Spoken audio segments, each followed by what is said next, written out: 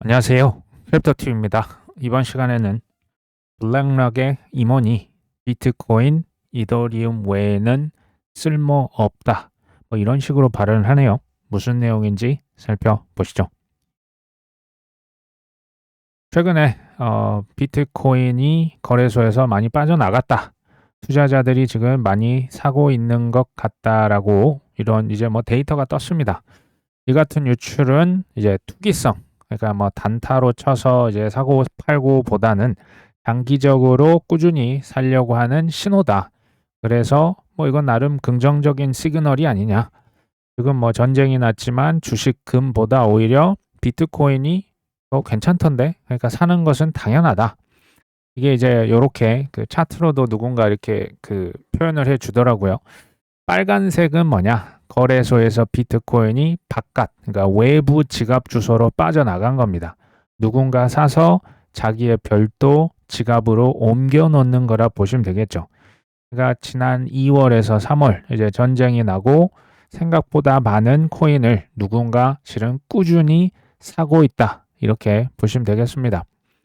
하지만 아더 헤이즈는 시장의 낙관론이 좀 과한 거 아니냐 뭐 이런 표현을 쓰네요. 그러면서 하락이 멈추길 바라지만 지금 위치에서 사고 싶진 않다. 너무 위험한 것 같다.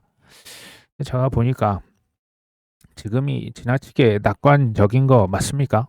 어쨌든 이분의 의견입니다. 이제 트레이더 분들은 제가 볼 때 단타를 막 즐겨 하시는 분들은 지금 정말 종잡을 수가 아마 없는 이게 위냐 아래냐 굉장히 쉽지 않은 살얼음판을 걷고 있다라고 저는 생각이 듭니다. 반면에 뭐 바로 뭐 6개월 후, 뭐 이제 바로 뭐 한 달 후가 아니고 꾸준히 한 1년, 뭐 2년 조금 길게 보시는 분들은 지금 꾸준하게 매집할 수 있는 구간은 맞는 것 같아요. 그러니까 뭐 돈이 없다라고 하면 이제 뭐 다음에 또 그 어떤 추가적인 소득이 생길 때 그때 이제 또 사시면 됩니다. 뭐 너무 이렇게 무리해서 요즘에 바이 더 딥 뭐 하실 필요는 그럴 정도까지는 아닌 것 같고요. 이게 조금 이제 지속되면 꾸준함이 저는 제일 중요하다. 비트코인 뭐 수급이 지금 불균형이 심화가 되고 있다. 어떤 사람들은 이제 불트랩은 속임수다. 이게 또 오르는 것처럼 하다가 떨어지고 오르는 것처럼 하다 떨어지고 이제 과거에 그렇기 때문에 동시에 바닥 형성 가능성도 물론 뜹니다. 비트코인이 거의 이제 바닥에 근접했다. 하지만 이제 추세 반전을 유도할 만큼의 아직 시장의 유동성, 그러니까 미국의 시장에서 지금 유동성이 조금씩 풀리고 있는 것은 맞아요. 연준이나 재무부에서 자꾸 이제 채권을 사들이고 있거든요. 근데 아직 뭐 충분해 보이지는 않습니다. 그래서 이제 뭐 가짜 상승 아니냐, 그러니까 여러 가지 의견이 있는 것 같아요. 저는 지금 뭐 주식도 뭐 한국 일부 주식을 제외하면 이게 쉽지 않다라 보여지거든요. 힘들 때는요, 그냥 제가 봤을 때 지금 같은 때는 뭐 여기서 뭔가를 뭐 하고 싶다, 훌륭한 생각이신데 그게 만약에 어렵다면 그냥 생존에 포커스를 맞추시는 게 저는 훨씬 더 현명하다라고 생각을 해요. 지금 뭐 지금이 바닥이다 하고 막 바이더 딥을 뭐 무리해서 생활비까지 뭐 여윳돈 없이 이렇게 하시는 거는 저는 비추예요. 왜냐하면 비투는 뭐 아예 언급조차 할 필요가 없고요. 왜냐?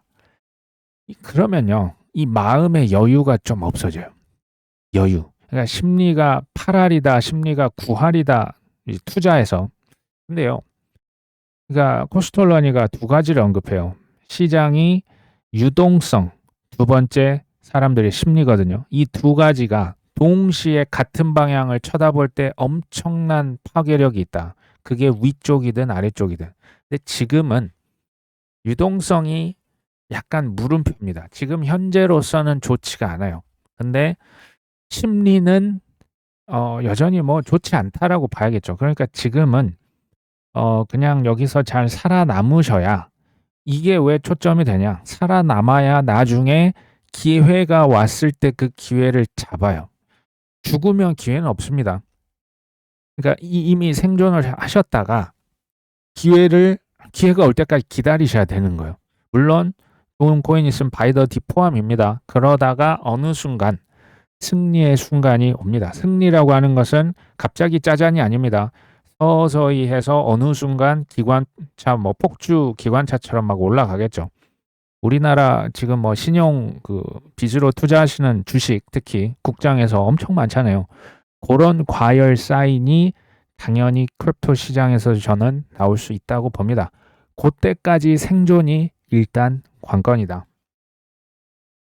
태국에 뭐 상장해 있는 기업이 뭐 28년까지 비트코인을 10,000개를 사겠다. 현재 일단 뭐 1,000개부터 살 것이다. 뭐 우리가 뭐 많이 들었기 때문에. 근데 여기에서 누구를 따라갈 것이다? 스트래터지를 따라갈 것이다라고 밝힌 바가 있습니다. 스트래터지랑 비트마인이랑 또 비트코인 또 많이 쟁여놓은 뭐 일본의 스트래터지라고 해서 메타플래닛 그 뒷배가 다 똑같습니다.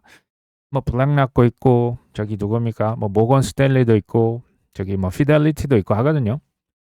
이 친구들이 지금 끄는 대로 전 세계 금융시장은 끌려가요. 미국이 하면 그냥 다른 데는 그러니까 정확히 표현하면 따라갈 수밖에 없어요. 스트래터지와 비트마인 우리가 이제는 이거 뉴스를 아예 별 생각이 없어요. 뭐 맨날 뭐 비트코인 몇 개 샀습니다. 이더리움 몇 개 샀어요. 맨날 뜨기 때문에 매주 어떻게 이렇게 엄청난 비트코인과 이더리움을 살 수 있는지 혹시 생각해 보셨을까요? 스트래터지랑 비트마인 방법이 여러 개가 있어요. 돈이 어디서 나오냐? 가장 압도적인 1위 그 자금 출처가요. 유상증자라 보시면 돼요. 유상증자. 그러니까 주식을 그냥 새롭게 더 찍은 거예요. 그래서 이것을 누구에게 판매한다?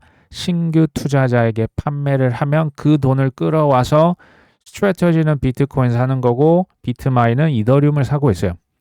그러니까 쉽게 말하면 기존에 있던 주주 가치는 희석되는 거예요. 왜? 주식이 원래 100주였는데 10개를 찍어내고 20개를 찍어내고 30개를 찍어내면 당연히 내 주주 가치가 희석이 되죠. 그러니까 그 주식의 개수가 많아지기 때문에. 근데 도대체 왜 비트코인이나 이더리움을 그러니까 이제 신규 투자자들이 왜 주식을 살까요? 비트코인 그냥 사면 되지. 이더리움 사면 되지. 이 주주 가치들은 이것을 손해가 보는 건데 왜 이것을 그대로 묵묵히 지금 감내하고 있을까요? 이게 되게 재밌는데요. 그러니까 이 끝을 파헤쳐 보면 결국에는 사람의 이글이글 타오르는 욕망을 봐요. 저는 이 욕망이 보입니다. 스트래터지나 비트마인은 저는 망하기가 쉽지 않다고 봐요. 왜? 우리의 욕망을 자극할 수 있는 모든 요소들을 다 갖춰놨습니다. 쉽게 말하면 여기 주식을 왜 사냐? 비트코인, 이더리움 수익률에 최소한 3배 보고 들어가거든요. 그 스트래터지 주식, 비트마인 주식 뭐 4배, 5배, 어쩔 땐 막 10배씩 튑니다. 그러니까 똑같은 돈으로 더 큰 수익을 벌어가기 위해서 저 주식을 건드리는 거고요. 그리고 원래 이제 주식 투자를 뭐 수십 년간 하셨던 분들은 코인을 사고 보관하고 세금 뭐 보고 회계 자체가 너무너무너무 귀찮습니다. 편의적인 이유에 의해서도 주식을 선택합니다. 혹은 뭐 ETF로 이제 나중에 살 수도 있겠지만 그 다음에 배당을 줘요. 배당은 이제 스트래터지에서는 뭐 SDRC 우선주, 그 다음에 뭐 저 이더리움은 아예 그냥 스테이킹 있지 않습니까? 요러한 그러니까 우리의 욕망을 그 자극할 수 있는 요소를 정말 곳곳에 다 갖춰놓고 있어요. 그러니까 살 이유가 충분해요. 왜? 지금 주식이 싸다? 아니지. 지금 사면 나중에 이더리움이 뭐 2배, 3배 될 때 내 주식은 5배, 10배 갈 거니까. 그러니까 사는 거예요.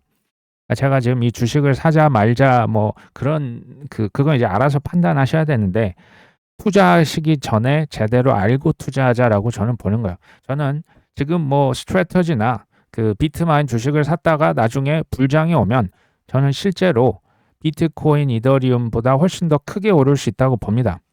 그러니까 투자를 하시는 건 좋은데 잘 파셔야 된다는 얘기예요. 잘 못 팔면 지금 어떻게 됐습니까?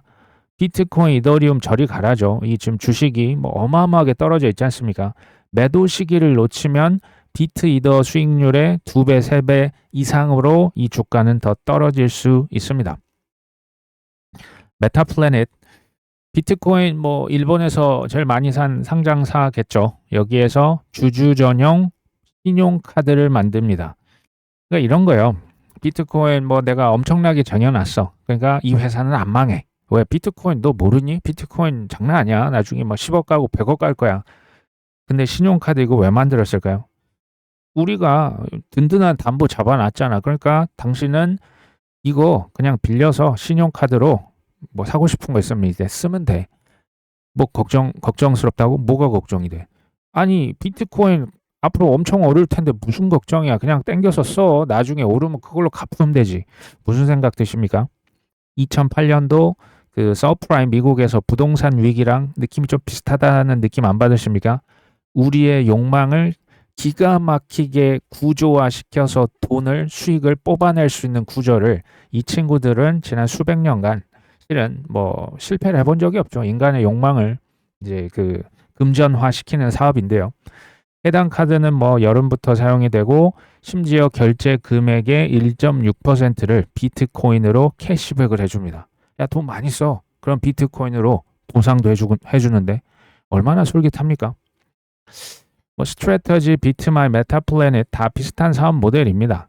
이들이 실패를 하는 케이스는 아마 뭐 비트코인이 저기 예전처럼 한 마이너스 80%, 90% 가면 또 모르겠어요. 이더리움 예전 마이너스 96% 갔거든요. 그 정도 폭락하면 전 실패할 수 있다라고 봅니다. 그래도 어떻게든 뒷배한테 돈 빌려서 버틸 수 있다라고 보는데요. 최근에 비트코인 뭐 고점 대비 뭐 마이너스 50%, 이더리움 마이너스 60% 찍었지 않습니까? 그리고 뭐 요즘 조금 올라 있지만 이것을 어쨌든 견뎌냈죠. 스트래터지 주가 많이 떨어졌고 비트마인도 떨어졌고 메타플랜이 더 많이 떨어졌을 겁니다. 거의 뭐 80%까지 떨어진 거 제가 봤었는데 이것을 견뎌냈다면 지금부터 여기서 더 떨어지는 것도 물론 가능하지만 나중에 오를 때에 소위 말해서 이제 그 손실보다 기대 수익이 저는 좀 더 높을 수 있지 않을까 하는 생각도 듭니다. 미국은요, 비트코인과 이더리움을 그냥 이제 금지시킬 수 있는 기회가 있었지만 이것을 본인에게 유리하게 가져가기 위해서 이걸 달러 패권 스테이블 코인이랑 다 지금 엮여 있습니다. 그래서 그냥 채택을 한 거예요. 이건 무슨 얘기냐면 비트와 이더의 시가총액과 가격이 커지면 커질수록 미국의 국익도 커진다는 것까지 연결이 되어 있다라고 보시면 돼요. 그게 블랙락, 피델리티, 뭐 뱅가드, JP모건, 모건 스탠리 등등이 지금 이것을 본격적으로 본인들한테 끌어당겨서 돈 버는 수단으로 활용을 하고 있다. 이거 이제 나중에 뭐 이제 뭐 전략 비축까지 할 것으로 전 보여집니다. 아직까지는 쉽지 않아 보이지만 이번에 뭐 알트코인 그 리플이 싱가포르의 결제 샌드박스에 참여해서 스테이블 코인이죠. RLUSD를 활용을 하고 있다. 그러니까 이제 서로 그 무역할 때 미리 선적 확인 조건이 충족이 되면 무역 대금을 스테이블 코인 RLUSD로 자동 결제를 시키는 거. 이거 뭐 당연히 잘 쓰고 있습니다. 하이퍼 리퀴드는 뭐 아시다시피 최근에 뭐 금이다, 은이다, 원유다 해가지고 뭐 나스닥 지수, S&P 500 지수 이건 뭐 쉬지도 않고 연중 무휴로 계속 운영이 되고 있죠. 그리고 이제 무기한 선물 상품인데요. 원래는 그 선물은 이제 미국 전통 시장에선 그 한 달마다 롤 오버라는 걸 해서 그러니까 한 달마다 그거 이제 선물 시장을 바꿔 타셔야 되거든요. 그 기한이 한 달이기 때문에 그때 롤 오버 할 때 수수료가 비쌉니다. 근데 무기한 선물은 기한이 없는 거예요. 뭐 청산을 당하지 않는 한 그냥 계속 가지고 있을 수가 있거든요. 이런 것들은 굉장히 또 우리의 어떤 필요를 가장한 욕망을 그 굉장히 그 파고든다고 봐요. 그래서 지금 뭐 또 이란 전쟁을 필두로 원유에 대한 수요가 폭발했던 것을 지금 하이퍼리퀴드가 이제 뺏어오고 있다. 이렇게 보시면 되겠죠. 비트코인은 저는 혁신적인 자산군이죠. 알트코인은 뭘까요? 저는 혁신적인 기술이다. 그러니까 비트랑 좀 다른 코인은 당연히 좀 구분이 필요하다 봅니다. 근데 제가 혁신이라는 표현을 썼는데 혁신은요. 누가 좀 써줘. 부탁을 해서 내가 쓸 수 있으면 그건 혁신이 아닙니다. 안 쓸래야 안 쓸 수 없는 기술이 혁신적인 거죠. 뭐 대표적인 게 인터넷, 뭐 핸드폰 이런 게 되겠죠. 안 살래야 안 살 수가 없는 자산이 저는 비트코인이라고 생각해요. 그걸 저는 혁신이라 표현을 했고요. 다만 혁신적인 기술, 혁신적인 자산, 비트도 마찬가지인데 생각보다 오래 걸릴 수가 있다는 것을 반드시 염두에 두셔야 됩니다. 내가 아무리 옳게 생각하고 연륜이 있고 내 관점이 맞다고 해도요. 이게 증명이 되기까지는 시간이 소요가 돼요. 그래서 인내가 필수다. 이거는 그 RLUSD는 리플 발행 스테이블 코인인데요. 최근 1년 만에 시가총액이 무려 12배 이상 커졌어요. 1100%. 그러니까 RLUSD 스테이블 코인 많이 쓴다는 건데요. 사실은 이거는 리플 입장, 특히 XRP 입장에서는 별로 좋은 게 아닐 수가 있습니다. 왜냐하면 전 세계 뭐 국경 넘는 그 결제나 송금에서 XRP를 써야 되는데 업체들이 RLUSD 스테이블 코인 쓸 수 있다는 거거든요. 수요가 XRP로 몰려야 되는데 지금 어떻게 보면 나뉘고 있는 거예요. 그렇죠? 이거는 XRP 입장에서는 조금 서운할 수 있는 얘기예요. 네, 보시면 이거는 저는 이렇게 보는데 은행들과 보수적인 기관들, 뭐 무역하는 그 회사들 있잖아요. 이들에게 선택권을 부여한 거예요. 왜? XRP가 뭐 우리야 이제 뭐 투자하시는 분들이야 좋아하시는 분도 있고, 근데 일반 사람 입장에서 보면 XRP로 돈을 주고받는 자체가 일단 껄끄러운 거예요. 왜? 시세가 급변하는데, 그리고 이게 뭐 내가 뭐 심지어 커피 한 잔 살 때도 이게 이제 왔다 갔다 할 때 그 찰나에 가격 바뀔 수 있지 않습니까? 그래서 보수적인 회사나 은행은 스테이블 코인을 당연히 선호하는 겁니다. RLUSD를. 이것을 열어준 거죠. 그러니까 허락해 준 거죠. 리플망이라고 불리는 이제 XRP 레저가 있습니다. 뭐 퍼블릭 블록체인이라 보시면 되는데, 그러면 이런 거죠. 그러니까 우리 리플망에서는 예를 들어서 XRP만 취급할 겁니다. 아니면 RLUSD 요 두 개 외에는 리플 고속도로 아무도 이용 못하게 이렇게 막으면 이게 이익이 될 것 같은데 실은 그게 아닐 수 있는 거예요. 왜냐하면 리플 고속도로에서 XRP, RLUSD만 왔다 갔다 하는 게 아니고 토큰화할 수 있는 모든 자산군, 모든 화폐, 모든 어떤 디지털 가치를 리플망으로 일단 싹 다 끌어들어 오려고 지금 경쟁을 하고 있는, 리플망 이런 거 하고 있는 게 아닙니다. 이더리움은 이더리움대로, 솔라나는 솔라나대로 지금 다 하고 있어요. 왜냐하면 지금부터는 알트코인 블록체인의 춘추 전국 시대가 와요. 화폐도 마찬가지입니다. 이게 너무나 다양한 종류. 예전에는 뭐 그냥 달러 기축하면 끝났지 않습니까? 그 전에는 이제 뭐 파운드화 하였고, 그 전에 뭐 프랑스의 저기 뭐 화폐였고 그랬지만 그 패권 국가에, 지금은 그런 게 아니에요.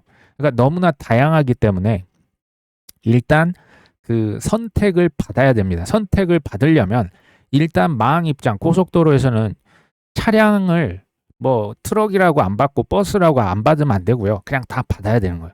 토큰화 할 수 있는 모든 자산을 다 받고 화폐를 다 받고 CBDC도 나중에 다 유입을 시키면 그 망이 이제 그 모든 길은 로마로 통한다 할 때 그 길, 대로변을 장악할 수 있는 경쟁이 지금 이미 시작이 된 겁니다. 그러니까 이런 거겠죠. 큰 이익을 위해서 조금 XRP에 손해가 될 수 있는 이런 것을 지금 감수를 했다. 그래서 지금 RLUSD의 시총이 이제 뭐 그 규제 특화, 규제에 이렇게 잘 합법적이다라고 하는 것으로 벤치마킹을 해서 리플에서 지금 밀고 있죠. 좀 더 지켜보시면 좋겠습니다. 이제 앞으로 벌어질 일들이 지금 조금씩 보이고 있어요. 이건 뭐냐면 이제 개인 퇴직 계좌에서 코인 거래 기능을 지원한다. 뭐 여기는 이제 뭐 조그마한 어떤 플랫폼 같은데요. 비트코인, 이더리움, 솔라나 이런 주요 암호화폐를 IRA 계좌라고 하죠. 퇴직연금 뭐 이런 계좌에서 거래를 할 수가 있고 세금 부담을 뭐 줄일 수 있다.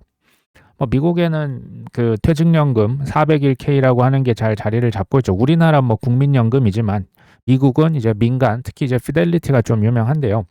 이런 그 뮤추얼 펀드를 많이 사서 뭐 S&P 500 지수도 사고 나스닥 지수도 사고 싶은 거 이렇게 꾸준히 그 뭐 퇴직연금이니까 오랫동안 몇십 년간 이렇게 담아갑니다. 이미 피델리티에서는 이제 401k 그 연금 저축했다.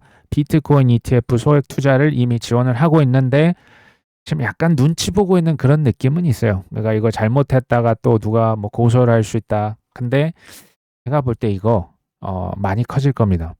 지금 그 크립토 지수, 그 인덱스, 그거 이제 만드는 업체들이 굉장히 많죠. 요것을 ETF로 바꿔서 이거 이제 나중에 다 판매할 거거든요.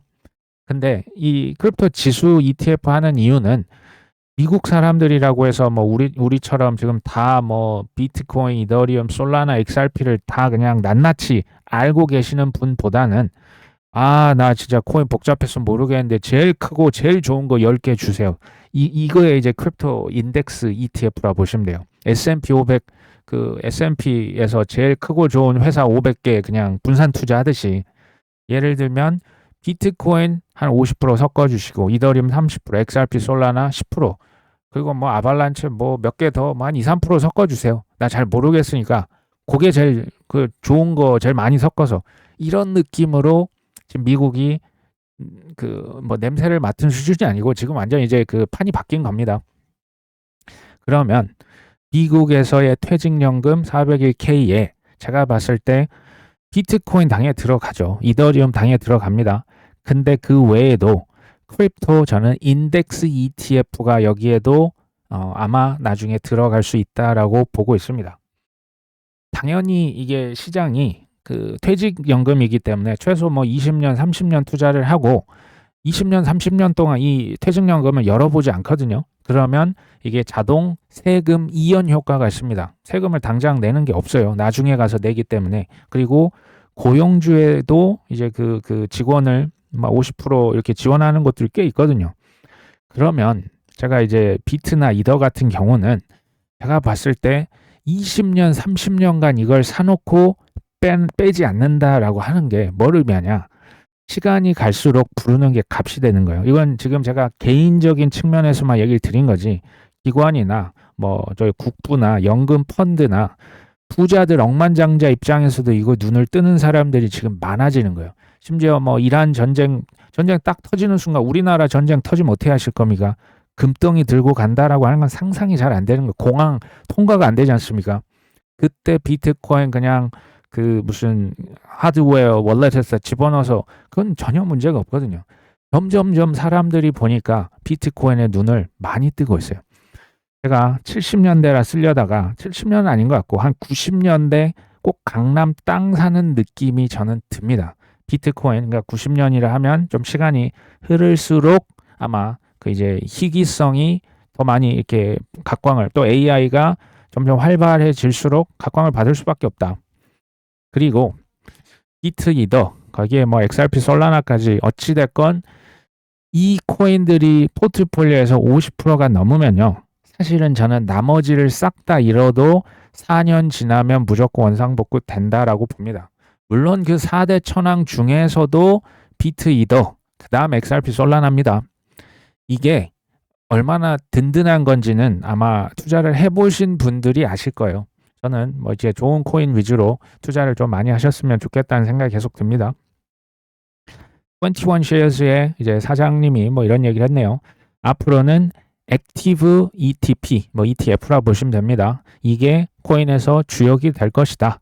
지금 성장 초기에 지금 위치한 자산군이기 때문에 액티브 관리가 뭐 특히 좀 더 적합한 것 같다. 그러면 사람들이 단순 가격 추정형 펀드, 이거 이제 패시브 펀드보다 액티브 펀드. 이게 이제 액티브 펀드는 특정 자산 가격을 추정하는 그냥 패시브, 그러니까 뭐 지수 ETF보다 전문가들이 직접 종목을 선택하고 이거 더 늘려주세요, 이건 좀 빼주세요를 조정을 할 수 있어서 이것을 좀 뭐랄까 입맛에 맞게 이렇게 상품을 조정할 수가 있는 거거든요.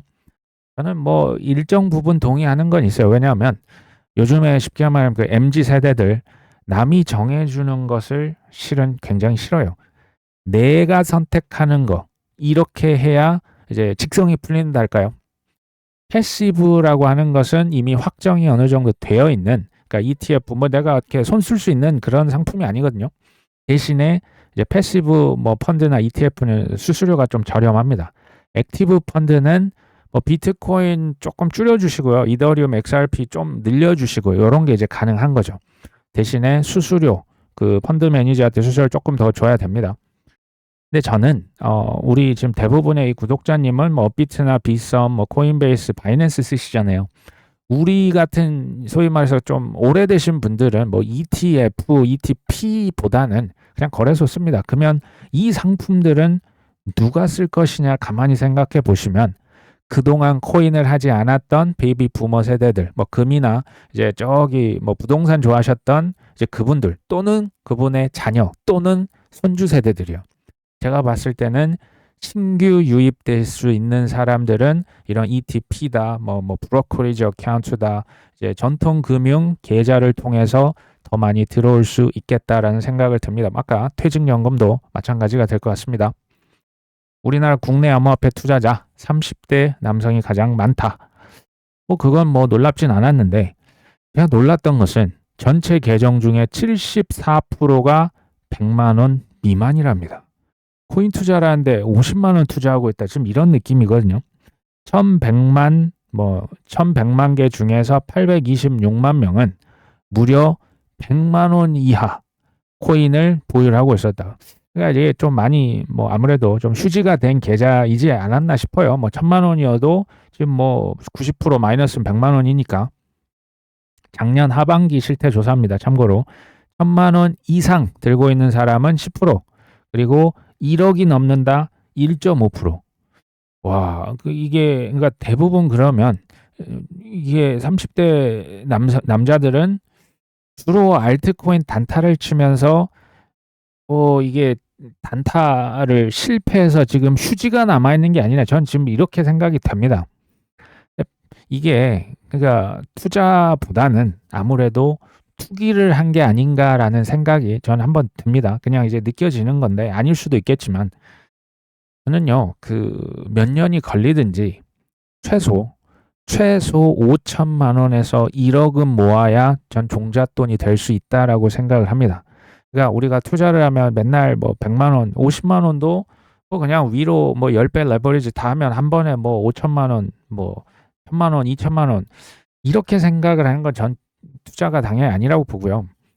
종잣돈을 3년 동안 그 무슨 커피 한 잔 아껴가면서 이렇게 모으는 자체가 전 투자라고 보는 거예요. 종잣돈을 모으는 거, 절약하는 거, 공부하는 거, 그리고 사놓고 인내할 수 있는 거. 그 다음에 어떤 종목을 선택해서 샀다 팔았다 할 수 있겠지만 그 매매가 차지하는 비중은 정말 빙산의 일각이죠. 그렇죠? 크립토 TV는 지금 요걸 보고 전 살짝 충격을 받았거든요. 30대 남성이 지금 100만 원이 없다라고 하는 것은 제가 계속 얘기 드리는 게 아마 별로 인기 있게 들리진 않을 것이다 라는 생각이 들어요. 맨날 뭐 원칙 중심으로 뭐 보수적으로 해야 되고 뭐 참아야 되고 공부해야 되고 쉽지 않겠다라는 생각은 듭니다. 블랙락의 임원이 이런 얘기 했습니다. 기관들이 지금 비트와 이더에 더 집중하고 있다. 이 밖의 대다수 토큰은 수명이 짧고 쓸모없는 것으로 간주된다. 대부분 허황된 것들이다. 사실 제가 부정을 하고 싶은데 부정을 할 수는 없을 것 같아요. 저는 어느 정도 여기에 동의를 합니다. 고객들은 이제 광범위한 포트폴리오를 구성하기보다는 소수의 자산에 집중하고 있다. 그게 비트와 이더다. 이외의 관심은 미미하다. 저는 이게 어느 정도 맞다고 봐요. 왜냐하면 블랙락은 비트코인, 이더리움 스테이킹 ETF 딱 요것만 지금 집중하고 있거든요. 새로운 토큰보다는 차라리 인공지능이 더 중요한 동력이 된다. 암호화폐는 컴퓨터 고유의 화폐고 AI는 컴퓨터 고유의 데이터 및 지능이다. 그러니까 컴퓨터 안에서 서로 뭐가 있다? 상호작용이 있을 수밖에 없다. 그래서 둘 사이에는 자연스러운 공생관계가 존재한다. 그러니까 비트 이더 외에는 별 지금 관심이 없다라고 보여집니다. 그러면 그 밑에 있는 중소형 자산 운용사에게는 기회죠. 왜? 큰형님이 지금 안 한답니다. 피델리티도 지금 솔라나까지만 하거든요. 그러면 그 외에는 이제 알트코인 뭐 이제 ETF 개별로 하든 지수를 만들어서 합쳐서 팔든 섹터별로 만들어서 뭐 그레이스케일처럼 비트와이즈처럼 팔든 그 경쟁은 이제 밑에 있는 중소형 운용사에게는 기회가 될 수 있는 겁니다. AI랑 크립토가 지금 공생관계라고 했거든요. 이거 굉장히 중요한 얘기라고 힌트가 될 수 있어요. 이 공생이라는 것은 서로가 서로를 당연히 필요로 한다라는 거예요. 필수적인 존재라는 거죠. 저는 이제 비트코인, 이더리움이 아니라면 사실 그러면 어디에 투자하는 게 좋겠냐? 저도 이거 이제 생각을 해보는데 저는 사실 뭐 현재 주식은 뭐 거의 보유를 하고 있지 않습니다. 특히 이제 AI 관련된 주식들, 뭐 국장이든 미장이든 제가 현재 보유하고 있는 건 없어요. 근데 지금 사실 뭐 살 수 있는 기회가 있었다 해도 제가 이제 AI 쪽 그 주식 관련된 기업들을 제가 빠삭하니 알지 못했기 때문에 일단 사지 않았던 거고, 두 번째 더 큰 이유는 어떻게 보면 가격이 너무너무 비쌉니다. 뭐 미국 주식도 그렇고요. 한국 뭐 지금 삼성전자, SK 하이닉스는 제가 만약 들고 있었다면 저는 거의 한 70%는 팔았을 것 같아요. 어찌 됐건 그러면 언제 사냐? 언제 사냐가 전 중요한 관건이라 보는데요. 저는 지금 중국이 사실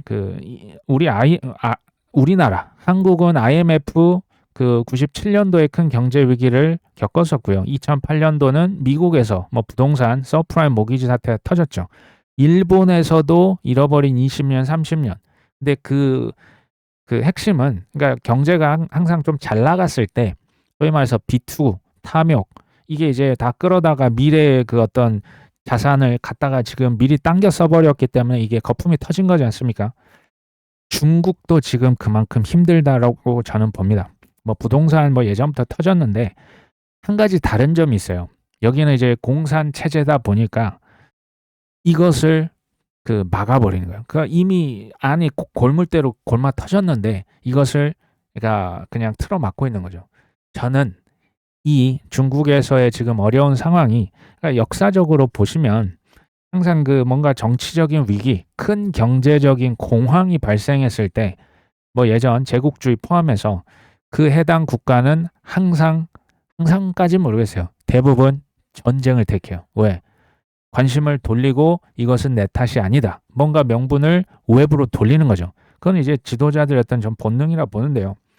저는 그래서 중국이 대만을 결국 어느 순간은 저는 칠 거라고 일단은 그 플랜 A를 세워놓고 있어요. 언제가 될지에 대해서는 뭐 누가 알겠습니까만은 뭐 27년 하반기다, 뭐 28년 넘어갈 것이다 여러 얘기가 있습니다. 이 얘기를 왜 드리냐? 저는 그때가 오면 AI 주식은 많이 살 겁니다. 지금은 이 가격은 절대 못 사죠. 이 가격은 절대 아니라고 보고요. AI가 이제 뜬다 하면 실은 크립토 쪽에서도 AI 대장주들이 있잖아요. 그렇죠?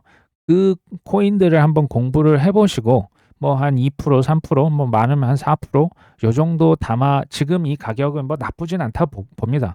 나쁘지 않은 가격에 담아두는 것까지는 괜찮겠다. AI가 이제 채택을 할 수 있는 망은 어떤 망일까요? 저는 일단 이더리움은 뭐 어쩔 수 없이 선택을 할 수밖에 없다고 봐요. 그러니까 모든 길은 지금 이더리움으로 통할 수밖에 없거든요. 그 다음 AI 에이전트들이 어떤 망을 쓸 것이냐? 가성비 따질 것 같아요. 가성비라면 속도는 엄청 빠른데 수수료는 굉장히 싸겠죠. 혹은 AI들이 그냥 쓰기에 편한 전 블록체인이 있다라고 보거든요. AI 개발자가 이제 그 좀 주도를 해놓으면 개발해 놓은 거면 좀 더 나쁘지 않겠죠. 요런 것들을 생각해 보면 이제 근데 이걸 이제 맞춘다라고 하는 건 사실 쉽진 않아요. 그래서 AI 대장주도 뭐 이제 한 3%, 4% 정도 투자를 하시면 어떨까 하는 생각이 듭니다. 모건 스탠리 뭐 얼마 전에 비트코인 ETF 신청했죠. 디지털 자산 책임자가 은행들의 코인 분야 진출은 포모에 의해서 그냥 지금 뭐 공포에 의해서 따라가는 이런 게 아니고 수년간의 인프라 개발 끝에 이루어진 것이다. 대형 은행들은 수년간의 내부 연구를 바탕으로 움직이고 있습니다. 은행은 현재 대체 거래 시스템에서 토큰화된 주식 거래를 지원할 준비를 하고 있다. JP 모건은요, 2015년부터 스테이블 코인 준비했던 거 아십니까? 뭐 그 키넥시스인가요? 예전에 그 이름이 좀 다른데 이게 우리 눈앞에 나타난 게 갑툭튀가 아니라는 얘기를 하는 거예요. 이거 당연히 너무나 당연한 얘기입니다. 충동적으로 뭐 비트코인, 이더리움, ETF, 뭐 담보대출 받고, 뭐 구조화 채권 만들고, 뭐 여러 가지 이게 지금 충동적인 게 아닙니다.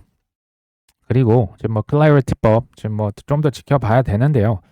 여기에서 뭐 지금 그 이자, 뭐 스테이블 코인 이게 뭐 채택이 되든 뭐 어떻게 되든지 솔직히 상관없어요.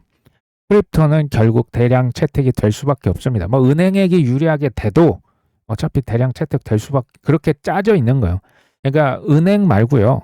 저희 뭐 코인베이스 말고 다른 쪽으로 우회해서 할 수 있는 방법도 실은 그 스테이블 코인 일드 지금 다른 업체들도 생각보다 많이 있습니다. 물론 이게 이제 명확하게 명문화 되냐 아니냐는 물론 차이가 있어요. 그러니까 이런 것에 제가 볼 때 Clarity Act는 이거는 됩니다. 되는데 그 시점과 뭐 누구에게 좀 더 유리하냐 불리하냐 이런 정도지 뭐 우리가 뭐 코인베이스 관계자가 아니지 않습니까? 미국의 연준과 재무부는 유동성을 어쨌든 주입을 하고 있어요. 시장에. 특히 재무부가 좀 많이 바이백을 많이 하고 있습니다. 국채를. 전 지금을 이제 한 여름보다는 초여름 정도 수박이 이제 연글고 있어요. 그러니까 아직은 주목만 합니다. 근데 그때 수박을 보고 아 얘는 이미 틀렸어라고 하는 사람 없겠죠. 시간이 지나고 비가 오고 이제 여름이 그 이렇게 그 숲이 우거지면 당연히 큰 수박이 되고 된다는 거 우리가 알고 있지 않습니까? 그 순간이 옵니다. 이게 제가 언제 올진 모르겠지만 뭐 그렇게 먼 미래 뭐 3, 4년은 아니에요. 제가 볼 때 그러니까 상반기보다는 일단은 하반기 보고 있고요. 특히 지금 좀 아픈 손가락인 코인이 분명히 다 한 개씩은 아마 있으실 거예요. 최소 한 개씩. 저도 있습니다. 근데요. 이 친구들조차도 저는 물 들어오면 결국 오를 거라고 봐요. 지금까지 못 파셨다는 얘기는 아마 이게 파는 게 지금 쉽지 않으셨기 때문에 지금 놔둔 걸로 보여집니다. 제 생각에는. 세금을 뭐 나중에 뭐 퉁치기 위해서 놔두는 게 아니라면 이런 코인도 물 들어오면 오르긴 오릅니다. 단 그 물이 들어오고 코인이 이제 포모가 불면요. 그때 예전 최고점 생각하시면 전 안 된다라고 봐요. 지금 뭐 4대 천왕 얘기하는 게 아니면 라지캡 얘기하는 게 아닙니다. 스몰 코인, 되게 작은 코인 얘기하는 거예요. 그때 물 들어오면 손절도 한번 생각을 전 당연히 이거 하셔야 된다고 봐요. 손절도 이 시기를 놓치면 이게 재앙이 될 수가 있거든요. 이 책은 제가 최근에 주식 투자 교과서 지금 연세가 54년생이어서 굉장히 많으신데 제목이 굉장히 인상적이더라고요. 인생 마지막에 쓰는 주식 투자 교과서. 본인이 알고 계신 것을 뭐 이제 수익 사업이 다 아니고요. 뭐 인세도 안 받으신다고 합니다. 근데 보수적이고 뭐 단단한 투자를 그렇게 강조를 하세요. 뭐 21년 만에 지금 여기 73배인데 이미 뭐 80배가 훌쩍 넘어가는 수익률을 거두셨다. 그러니까 성장주, 우리로 치면 막 이렇게 알트코인보다는 가치주, 잃지 않는 투자의 중요성을 굉장히 강조를 하는데 어떻게 보면 좀 재미없어요. 그러니까 1년에 20%, 10% 꾸준히 가져가는데 복리로 쌓이면 어마어마하다. 이런 얘기를 항상 하시더라고요. 근데 저는 굉장히 최근에 도움을 많이 받았습니다. 뭐 저만 읽은 책을 뭐 이것보다 더 좋은 책이 분명히 있을 텐데 혹시 최근에 읽은 책 중에서 괜찮은 게 있으면 댓글로 좀 달아주시면 좋겠습니다. 지루하니까 책 보시고 공부하시고 원화책을 꾸준히 하시고 지루하죠. 재미없는데 그래도 하루하루 보람찬 하루가 되셨으면 좋겠습니다. 오늘 방송 여기까지 합니다. 여기까지 시청해 주셔서 감사합니다.